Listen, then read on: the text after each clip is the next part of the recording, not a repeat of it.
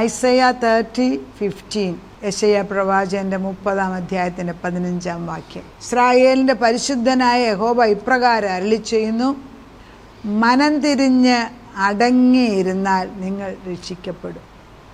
വിശ്രമിക്കുന്നതിലും ആശ്രയിക്കുന്നതിലും നിങ്ങളുടെ ബലം.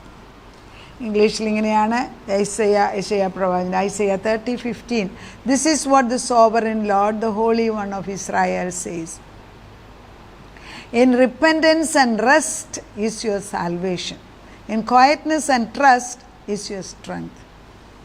ഇത് നമ്മൾ വളരെ നിർബന്ധമായിട്ട് ഈ 2026 ദൈവം തന്ന ഒരു വാഗ്ദത്തമാണിത്. അതായത് വിശ്രമിക്കുന്നതിലും ആശ്രയിക്കുന്നതിലുമാണ് നിൻ്റെ ബലം. അല്ല ബഹളം വെച്ച് വെപ്രാളം പിടിച്ച് ഓടി നടക്കുന്നതിലല്ല. ഈ ഒത്തിരി വെപ്രാളം പിടിച്ച് ഒത്തിരി ഭാരമുള്ളവരെന്നെ ചിലപ്പോൾ വിളിക്കാറുണ്ട്. അവരെ വിളിക്കുമ്പോൾ സാധാരണ എന്നെക്കൊണ്ട് ദൈവം എടുപ്പിക്കുകയും ചെയ്യും. അതൊരു അതിശയമാണ്. ആവശ്യമുള്ളവർ വിളിക്കും, അല്ലാത്തപ്പോൾ ഞാൻ ബിസി ആയിരിക്കും. പക്ഷെ ചിലപ്പോൾ എൻ്റെ ഫോൺ അടിക്കുമ്പോൾ എനിക്കറിയാം ആത്മാവ് കൊടുക്കുന്ന, ആത്മാവ് വിളിപ്പിക്കുന്നത്. അതൊരു വലിയ ഭാഗ്യമാണ് അങ്ങനെ അറിയാനൊക്കുന്നത്. അവരോട് നമ്മൾ അവരപ്പുറത്തങ്ങ് ബഹളവും വെപ്രാണവും ഒന്ന് ശാന്തമാകെ എന്താണെന്ന് മനസ്സിലാകട്ടെ ഞാൻ ആദ്യമേ. അത് പറയുമ്പോൾ അവർ പെട്ടെന്ന് ശാന്തമാകും. കാരണം ഒരാൾ കേൾക്കാൻ തയ്യാറ് കാണും. അപ്പം വിശ്രമിക്കുന്നതിലും ആശ്രയിക്കുന്നതിലുമാണ് നിങ്ങളുടെ ബലം. അപ്പം വിശ്രമിക്കണമെങ്കിൽ സമാധാനത്തിൻ്റെ ആത്മാവ് വരാതെ, സമാധാനം ഇല്ലെങ്കിൽ നമുക്ക് ശ്വാസം മുട്ട് തുടങ്ങും. അത് കഴിയുമ്പോൾ പിന്നെ വേറെ അസുഖം. അതും പറഞ്ഞ് നമ്മൾ ആശുപത്രിയിൽ ചെന്നാൽ അവർ കുറച്ച് സെഡേറ്റീവ് എന്തെങ്കിലും മരുന്ന് തന്ന് അവിടെ കിടക്കുക എത്ര ദിവസം. അതുകൊണ്ടൊന്നും പ്രശ്നം പരിഹരിക്കുന്നില്ല. The root cause is still that your frustration arises with not having the faith in Christ Jesus. ക്രിസ്തുവിലുള്ള വിശ്വാസം ഇല്ലാത്തതിനാൽ നമ്മൾ അത് ചെയ്ത് വേണ്ടി ഇരുട്ട് വെച്ച് ഓട്ട അടയ്ക്കുക എന്ന് പറയുന്ന പരിപാടിയാണ് നമ്മൾ പലപ്പോഴും കാണിക്കുന്നത്. എന്നാൽ ദൈവം നിർബന്ധമായിട്ടും പറയുന്നുണ്ട്, be still and know that I am the Lord. നീനെ മിണ്ടാതിരുന്ന് ഞാൻ ദൈവമെന്നറിയുക. അതറിയാൻ ആരെങ്കിലും ഒരാൾ പറയാതൊക്കത്തില്ല. സ്റ്റോപ്പ് ഇറ്റ്, അവിടെ നിർത്ത് എന്ന് പറയാൻ ധൈര്യപ്പെട്ട് ആരും പറയത്തില്ല. അങ്ങനെ പറയുമ്പോൾ ആളുകളുടെ വിചാരം അവർക്ക് കേൾക്കാനില്ല. അതല്ല, കേൾക്കാൻ ആഗ്രഹമില്ലാഞ്ഞിട്ടല്ല. ഈ നെഗറ്റീവ് തിങ്സിനെ വീണ്ടും വീണ്ടും പറഞ്ഞ് ഇതിനെ വലുതാക്കി മലയാക്കുന്നതിന് പകരം യു കട്ട് ഇറ്റ്, സ്റ്റോപ്പ്, നിർത്തിയേച്ച് നന്മയിലേക്ക് കയറി വരിക.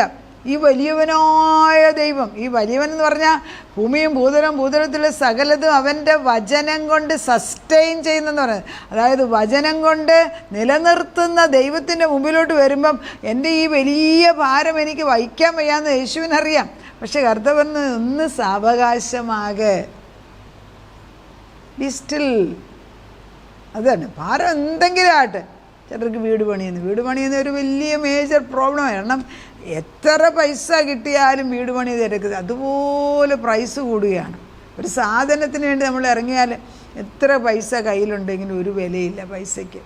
അങ്ങനെ ഒരു കാലത്തിൽ ആളുകൾ എങ്ങനെ ജീവിക്കും? അവിടെയാണ് നമുക്കൊരു ഒരു ഒരു സാന്ത്വനം അല്ലെങ്കിൽ ഒരു ആശ്വാസം ദൈവത്തിൽ നിന്ന് തന്നെ കിട്ടണം. ബിക്കോസ് ഉറവയുടെ ഉടമസ്ഥൻ യേശുവാണ്. ആളുകൾ തരുന്നതിന് കണക്കുണ്ട്, അതിന് പരിമിതിയുണ്ട്. അത് തരിക തന്നെയല്ല, അവർ വിളിച്ചും പറഞ്ഞുകൊണ്ടിരിക്കും. പക്ഷെ ദൈവം തരുമ്പോഴും അതിന് പരിമിതിയില്ല. അളവില്ലാത്തതായ ആ സ്വർഗീയ ഭണ്ഡാരം അങ്ങോട്ട് തുറന്നു തരുന്നത്. നാളെ ഈ സമയത്ത് നിനക്ക് 2 ശേക്കൽ ഗോതമ്പ് അല്ലെ യവം, 1 ശേക്കൽ എണ്ണ, ഇതൊക്കെ ദൈവം ഇങ്ങനെ സ്വർഗം അങ്ങോട്ട് തുറന്നേക്കും. അപ്പം കേൾക്കുന്നതിനോ അതൊരിക്കലും ഉണ്ടാകത്തില്ല. ശരി, നീ നീ പക്ഷെ നീ അനുഭവിക്കത്തില്ല. വിശ്വാസം ആരുടെ? അത് അസാധ്യമെന്നൊരു കാര്യം എൻ്റെ ദൈവത്തിന് ഇല്ലെന്ന് ഒന്ന് മനസ്സ് തിരിയണം. മനം തിരിഞ്ഞിട്ട് നീ അടങ്ങിയിരുന്നാൽ, അങ്ങനെയാണ് പറയുന്നത്, അടങ്ങിയിരിക്കാനുള്ള ബലം. രക്ഷിക്കപ്പെടണമെങ്കിൽ കർത്താവിൻ്റെ സന്നിധിയിൽ വന്നൊന്നും മൗനമായിട്ടിരിക്കാൻ. ആരോടെങ്കിലും ഞാൻ ഈ പ്രാർത്ഥന നടത്തുമ്പോഴൊക്കെ നോട്ട് ചെയ്യുന്നതാണ്. നമ്മളിപ്പോൾ എന്നെ തന്നെ ഒരു 5 മിനിറ്റ് ഒന്നും മിണ്ടാതെ മൗനമായിട്ടിരിക്കാൻ പറഞ്ഞാൽ നമുക്ക് വെപ്രാള. 5 മിനിറ്റിനകത്ത് our thoughts has to be align to God, അല്ലെങ്കിൽ ആ നിശ്ചലമായ ഒരു സ്ഥിതിയിലേക്ക് കൊണ്ടുവരണമെങ്കിൽ you need the comfort of the living God. ഉണ്ടോ എന്ന് ദൈവം ചോദിക്കുക. 40 അങ്ങനെയാണ്, 30 അങ്ങനെയാണ് പറയുന്നത്. നമ്മൾ ദൈവത്തിൻ്റെ ആത്മാവിനെതിരായിട്ട് നമ്മൾ ഓരോ ആലോചന കഴിക്കുമ്പം ദൈവാത്മാവ് നമ്മളോട് പറയുകയാണ്, നീ എൻ്റെ അടുക്കലേക്ക് തിരിച്ചു വാ. കർത്താവ് ഈ 19-ാം വാക്യത്തിലേക്ക് ആകുമ്പം പറയണ്ടേ, യെരൂശലേമ്യരായ സിയോൻ നിവാസികളെ, ഇനി കരഞ്ഞുകൊണ്ടിരിക്കേണ്ട. നിങ്ങളുടെ നിലവിളിയുടെ ശബ്ദത്തിങ്കൽ അവന് നിശ്ചയമായിട്ടും കരുണ തോന്നും. ഇത് കേൾക്കുമ്പോൾ തന്നെ അവൻ ഉത്തരം അരുളും. വചനമാണേ. കർത്താവ് നിങ്ങൾക്ക്, നമ്മളെപ്പോഴും പറയുന്നതാണ്, കഷ്ടത്തിൻ്റെ അപ്പവും ഞെരുക്കത്തിൻ്റെ വെള്ളവും മാത്രം തന്നാലും ഇനി നിൻ്റെ ഉപദേഷ്ടാവ് മറിഞ്ഞിരിക്കയില്ല. നിൻ്റെ കണ്ണ് നിൻ്റെ ഉപദേഷ്ടാവിനെ കണ്ടുകൊണ്ടിരിക്കും. നിങ്ങൾ വലത്തോട്ടോ ഇടത്തോട്ടോ തിരിയുമ്പോൾ വഴി ഇതാകുന്നു, ഇതിൽ നടന്നുകൊള്ളുവീൻ എന്നൊരു വാക്ക് പിറകിൽ നിന്ന് കേൾക്കും. നമ്മൾ എൻ്റെ ഉപദേഷ്ടാവ്, എനിക്ക് ഉപദേശം തരുന്ന ദൈവത്തെ വ്യക്തിപരമായിട്ട് അറിയുന്നുണ്ടോ? വേറെ അവിടെ ഇവിടെ എങ്ങനെ ഒരു ദിവസം നമ്മൾ കർത്താവിൻ്റെ അടുക്കൽ 2 മണിക്കൂർ ഇരിക്കണമെന്ന് ആഗ്രഹിക്കുക. വചനം മെഡിറ്റേറ്റ് ചെയ്തോ വായിച്ചോ പ്രാർത്ഥിച്ചോ പാട്ടുപാടി ഇരിക്കണമായിരിക്കും. ആ 2 മണിക്കൂർ കിട്ടണമെങ്കിൽ ബാക്കി സമയം അണ്ടർ കൺട്രോളിൽ കൊണ്ടുവരണം നമ്മൾ, ഇല്ലേ? അല്ലെങ്കിൽ കലഹവും കോലാഹലവും ബഹളമാണെങ്കിൽ ആ 2 മണിക്കൂർ പോയിട്ട് 5 മിനിറ്റ് ഇരിക്കാനൊക്കത്തില്ല. So lots of preparation and മനസ്സിൻ്റെ ഒരു കരുത്താണ്. ഞാൻ യേശുവിൻ്റെ അടുക്കൽ ഇരിക്കും, പിന്നെ എല്ലാം ചപ്പും ചോറെന്ന് പറഞ്ഞ് അഴിച്ചു മാറ്റുകയാണ്. അങ്ങനെ നമ്മൾ തീരുമാനം എടുത്തില്ലേ ഒരിക്കൽ പോലും ദൈവസന്നിധി ഇരിക്കാനൊക്കത്തില്ല. അതല്ല, എൻ്റെ അടുക്കൽ ഞാൻ ഓർക്കുന്നുണ്ട്, കഴിഞ്ഞ നമുക്കറിയാവുന്ന ഒരു കൂട്ടുകാരിയും ഫ്രണ്ട് എന്നെ വിളിച്ചു, എനിക്ക് വലിയ മറവിയാണ് ഇപ്പോൾ. ഞാൻ പറഞ്ഞു, ഒരുവിധം പ്രായമുള്ള സ്ത്രീ തന്നെയാണ്. ഞാൻ പറഞ്ഞു, എങ്ങനെ മറവി വരും? കർത്താവിൻ്റെ പരിശുദ്ധാത്മാവുള്ളപ്പോൾ മറവി എങ്ങനെയാണ് വരുന്നത്? മറവിയെല്ലാം മാറിപ്പോട്ടെ എന്ന് പറഞ്ഞു. കഴിഞ്ഞ ദിവസം ഒരു വചനം പറഞ്ഞു, എന്തോ ഒരു ഭംഗിയായിട്ട് വചനം പറഞ്ഞു, ഒരു മറവിയില്ല. അപ്പോൾ ഞാൻ വിചാരിച്ചു അവർ മനസ്സിലാക്കിയോ നമ്മൾ അന്ന് പറഞ്ഞ് പ്രാർത്ഥിച്ചതിൻ്റെ ബലമായതെന്ന്? ആർക്കറിയാം? പറയുന്ന ഓരോ വാക്കിനും ദൈവത്തിന് മുമ്പിൽ വിലയുണ്ട്. നമ്മൾ തമാശ പറയുമ്പോൾ ഓർക്കണം, ദൈവഹിതത്തിനും പരിശുദ്ധാത്മാവിൻ്റെ എഡിഫിക്കേഷൻ അല്ലാത്ത ഒന്നും തമാശയായിട്ട് പോലും പറയരുത്. ബിക്കോസ് നമ്മുടെ വാക്കുകൾക്ക് ശക്തിയുണ്ട്. നമ്മൾ വാക്കുകൾ കൊണ്ട് നിലനിർത്തുന്ന ഒരു പ്ലാനറ്റിലാണ് നമ്മൾ ജീവിക്കുന്നത്. വേറെ പ്ലാനറ്റ് കാണുമ്പോൾ വർത്താനം പറയേണ്ട ആവശ്യമില്ല, പക്ഷേ ഇവിടെ പറഞ്ഞാലേ നടക്കത്തുള്ളൂ. അതുകൊണ്ട് പറയാത്തവരുടെ കാര്യം നടക്കുക, പറയാത്തവരുടെ കാര്യം ദൈവം അറിയുന്നുണ്ടില്ലെന്നല്ല, but it activates by the power of the Lord. ദൈവം പറയുന്നതായിരിക്കണം നമുക്ക് വേണ്ടി. ആരെങ്കിലും ഒരാൾ പറയും. അല്ലെങ്കിൽ കണ്ടിട്ടുണ്ട്, ഈ പ്രാർത്ഥിച്ച് ഒത്തിരി വിഷമിച്ചിരിക്കുന്നു. ഞാൻ എൻ്റെ അമ്മയുടെ കാലത്ത് കണ്ടിട്ടുണ്ട്. ഒരു വിഷയത്തെക്കുറിച്ച് അമ്മ ഇങ്ങനെ വളരെ വിഷമത്തോട് പ്രവചിച്ചു. ആരെങ്കിലും ഒരാൾ ആ ടൈമിൽ വീട്ടിൽ കയറി വരും ഒരു സമയമാകുമ്പോൾ. അവരതെല്ലാം പരിഹരിച്ചെന്ന് പറഞ്ഞേച്ച് പോകുന്നേം കാണാം. അവരാണോ പ്രാർത്ഥിച്ചത്? അല്ല. അവർക്കാണോ ഗമ? അല്ല. അമ്മ ഈ 10 വർഷം പ്രാർത്ഥിച്ചതിൻ്റെ ഉത്തരമായിട്ട് ഒരാളെ കൊണ്ട് പ്രഖ്യാപിക്കാൻ ഒരാളെ ദൈവം വിട്ടു. അവർക്കല്ല പ്രശംസ, പ്രാർത്ഥിച്ച വ്യക്തിക്ക് തന്നെ പ്രശംസ. ദൈവമാണത് ചെയ്യുന്നത്.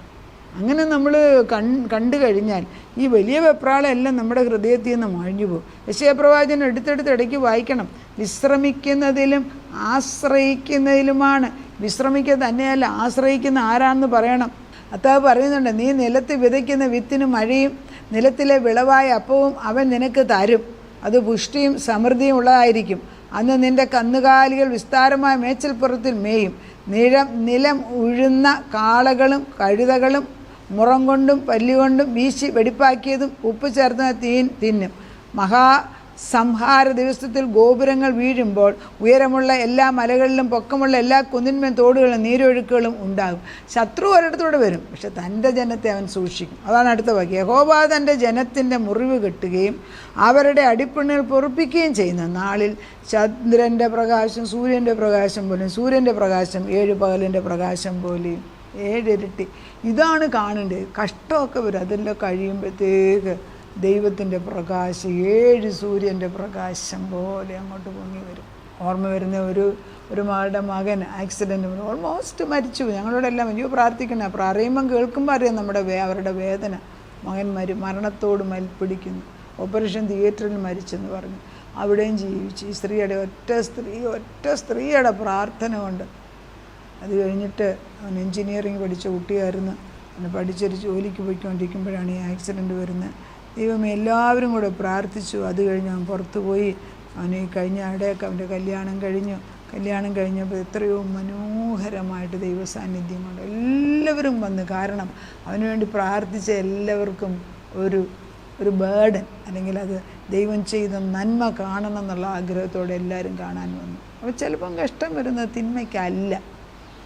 നമ്മൾക്കറിയാമോ, കഷ്ടം വരുമ്പോൾ നമ്മുടെ മക്കൾക്ക് വേണ്ടി എത്ര പേരാണ് പ്രാർത്ഥിക്കുന്നത്. നമ്മൾ ഒത്തിരി അനുഗ്രഹമുള്ളപ്പോൾ നമ്മൾ അവരുടെ കുറിച്ച് അധികം പറയത്തില്ല. എന്നാൽ നമുക്കൊരു പേടിയാണ്. അതെല്ലാം കൂടെ പറഞ്ഞു കഴിഞ്ഞാൽ ഇനി വല്ല ശാപവും വരുമെന്നോ അല്ലെങ്കിൽ ജലസി ഉണ്ടാകും നമ്മൾ ചിന്തിക്കും. പക്ഷേ കഷ്ടം വരുമ്പോൾ നമ്മൾ വിളിച്ചു പറയും. എന്തിനാ? വിനയപ്പെടുക. നമ്മുടെ മക്കൾക്ക് പ്രാർത്ഥന ആവശ്യമുണ്ട്, നമുക്ക് പ്രാർത്ഥന. ഞാൻ കണ്ടിട്ടുണ്ട്, എൻ്റെ തന്നെ ചെറുപ്പകാലത്ത് എൻ്റെ അമ്മയുടെ അടുക്ക പ്രാർത്ഥിക്കാൻ പറഞ്ഞു, പ്രാർത്ഥിക്കണേ പ്രാർത്ഥിക്കണേ. ആ ഒരു സ്ത്രീ എല്ലാവരോടും പറയും പ്രാർത്ഥിക്കണേ പ്രാർത്ഥിക്കണേ പ്രാർത്ഥിക്കണേ. അപ്പം ഞാൻ എപ്പോഴും വിചാരിക്കും ഇവരതിനെ എല്ലാവരോടും ഈ പ്രാർത്ഥിക്കണമെന്ന്. പക്ഷേ ആ പ്രാർത്ഥന ചിലതെങ്കിലും മേളിൽ പോയിട്ടുണ്ട്. കാരണം അതിൻ്റെ അനുഗ്രഹം അടുത്ത തലമുറയിൽ ഞാൻ കാണുന്നുണ്ട്, അടുത്ത തലമുറകളിൽ. അതുകൊണ്ട് ദൈവത്തിൻ്റെ അടുക്കിലേക്ക് കടന്നു പോവാം. മനം തിരിഞ്ഞ് അവൻ്റെ അടുക്കലേക്ക് കടന്നു വന്നിട്ട് അവൻ്റെ അടുത്തിരുന്ന് അവൻ്റെ വിശ്രമത്തിലും അവൻ ആശ്രയിക്കുന്നെങ്കിൽ നമുക്കൊരു ബലമുണ്ട്. ആ വാക്യം നമ്മളെ ഹൃദയത്തിൽ എഴുതിയിടണം. ഈ വർഷം 2026 മുഴുവനും വിശ്രമിക്കുന്നതിലും ആശ്രയിക്കുന്നതിലും എൻ്റെ ബലം. ആരിൽ? ക്രിസ്തുവിൽ. വിശ്രമിക്കുന്നതിലും ആശ്രയിക്കുന്നതിലുമാണ് എൻ്റെ ബലം. അങ്ങനെ പറയാനുള്ള ധൈര്യം വരണം. നമുക്ക് പ്രാർത്ഥിക്കാം. ഞാൻ ആരിൽ വിശ്വസിക്കുന്നു എന്ന് എനിക്കറിയാം. എൻ്റെ ഉപനിധി എൻ്റെ പരിശുദ്ധാത്മാവാണ്. അവൻ എന്നെ എത്തേണ്ട സ്ഥലത്ത് എത്തിക്കും എന്നുള്ളതിന് സംശയമില്ല. വഴിക്ക് വെച്ച് ഒരു പ്രശ്നം വന്നാൽ മാറി നിൽക്കുന്ന ദൈവമല്ല. ദൈവത്തിൻ്റെ പരിശുദ്ധാത്മ യഹൂദയുടെ സിംഹം പോലെ എൻ്റെ മുമ്പിൽ നിൽക്കുന്നതിനാൽ ആരെത്ര ശത്രു വന്നാലും യഹൂദസിംഹം ഒന്ന് ഗർജിച്ചാൽ മതി. കർത്താവേ, നിൻ്റെ പരിശുദ്ധാത്മാവ് ഞങ്ങളുടെ തലമുറകളുടെ മേൽ നിൻ്റെ നോട്ടമിട്ടിരിക്കുന്നതിനാൽ ഞങ്ങൾ നിന്നെ നന്ദിയോടെ സ്തോത്രം ചെയ്യുന്നു. ഉയരങ്ങളിൽ നിന്ന് ജ്ഞാനവും പരിജ്ഞാനവും അവരുടെ മേലേക്ക് പകരുന്നതിന് സ്തോത്രം. ഒരു സമയമുണ്ടല്ലോ കർത്താവ്, ഒരു സമയം സ്വർഗത്തിലെ ജ്ഞാനവും പരിജ്ഞാനവും കർത്താവ് അത് സ്വർഗം തുറന്ന് ഇട്ടുകൊടുക്കുന്നതിന് സ്തോത്രം ചെയ്യുന്നു. യഹോവാഭക്തനായ പുരുഷൻ ആര്? അങ്ങനെയാണ് കർത്താവ് പറയുന്നത്. അവൻ്റെ അധ്വാന ഫലം അവൻ അനുഭവിക്കും. ഇന്ന് വരെ കൊണ്ടുപോയതെല്ലാം തിരിച്ചിവിടെ കൊണ്ടുവരട്ടെ. തൻ്റെ മക്കൾ ദൈവത്തിൻ്റെ മുൻപിൽ, അവരുടെ ഭാര്യമാർ കർത്താവെ അവരുടെ വീട്ടിനകത്ത് മുന്തിരിവള്ളി പോലെ നിൽക്കണം. അവരുടെ കുഞ്ഞുങ്ങൾ കർത്താവ് മേശയ്ക്ക് ചുറ്റുമുള്ള ഒലിവ് വൃക്ഷം പോലെ നിൽക്കണം കർത്താവ്. അതുപോലെ തന്നെ മേശയ്ക്ക് ചുറ്റിയിരിക്കുന്ന കുഞ്ഞുങ്ങൾ അപ്പനും അമ്മയുമായിട്ടുള്ള ബന്ധം നീ പുനഃസ്ഥാപിക്കുന്നതിന് നന്ദിയോടെ സ്തോത്രം. സിയോനിൽ നിന്ന് കൈയുയർത്തി അവിടുന്ന് എല്ലാവരെയും അനുഗ്രഹിക്കുന്നതിന് നന്ദി പറയും. കർത്താവിൻ്റെ അനുഗ്രഹം ചെന്നു പതിയട്ടെ. മാറി നിൽക്കുന്ന മക്കൾ എന്നെ കൊണ്ടൊന്നിനും കൊള്ളത്തില്ല, എന്നെ ആരും സ്നേഹിക്കുന്നില്ല, ഞാൻ ഒരു ഫെയിലിയറാണ് എന്നൊക്കെ ചിന്തിക്കുന്ന ചിന്തകളെല്ലാം വലിച്ചു കീറി ആ മുള്ളും പറക്കാരെയൊക്കെ പറിച്ചെടുത്ത് കരിച്ചു കളഞ്ഞിട്ട് പുതിയ ആത്മാവിന് ഇട്ട് കൊടുക്കുന്നു. പുതിയ ശക്തി ആത്മാവിൽ വളരട്ടെ, പ്രവർത്തിക്കട്ടെ. ദൈവത്തിൻ്റെ പരിജ്ഞാനം അവർക്കുണ്ടാകട്ടെ. ആത്മാവിൻ്റെ ചൈതന്യം, അതിപരിശുദ്ധനായ പരിശുദ്ധാത്മാവിൻ്റെ ശക്തി കുഞ്ഞുങ്ങളുടെ മേൽ ചെന്ന് വ്യാപരിക്കുന്നു. അതൻ പ്രാർത്ഥന കേട്ട് ഉത്തരം തന്നതിന് നന്ദി. യേശു ക്രിസ്തുവിൻ്റെ പൊന്നുനാമത്തിൽ തന്നെ. ആമേൻ.